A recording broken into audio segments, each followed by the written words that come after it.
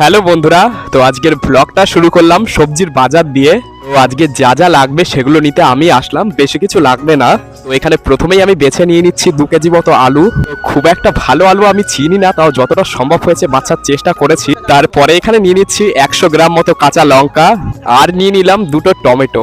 তো সবজি কেনা হয়ে যাওয়ার পরে আমি চলে আসলাম আর একটা দোকানে, আর এখান থেকে নিয়ে নিচ্ছি 1 কেজি মতো পেয়ারা।